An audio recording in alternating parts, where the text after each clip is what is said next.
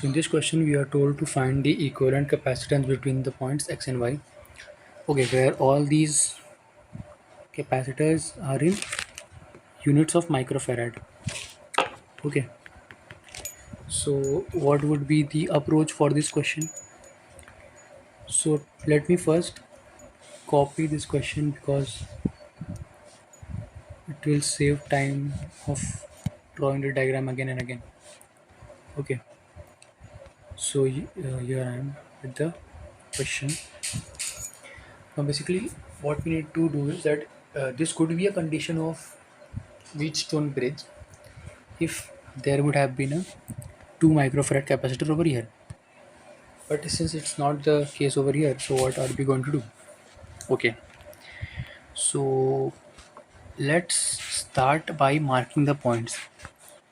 We can say that this point is x, similarly this point is x, this point is y, this point is y, and let's say this point is some d. Okay, so now if we try to plot these points over here, let's say x,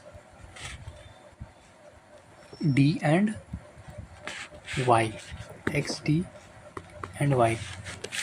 Let me increase the spacing between them so that it's more convenient to understand. X, d, y. So between x and d we have two capacitors which are of value 1 microfarad. So you can draw it like this, and both are in parallel. So 1 microfarad and 1 microfarad. Between d and y you have again, okay, you have only one capacity, that is of microfarad, 1 microfarad. Okay, and now between x and y you have a capacitor which is of the value 2 microfarad. Okay, so you have a capacitor which has value 2 microfarad. So if you try to solve this part is in parallel, so you will get an equivalent capacitor which will be equal to 2 microfarad, right? So I'm just copying this diagram again. So here you have, so I can erase this whole capacitor and I can replace it with a single capacitor of value 2 microfarad, right?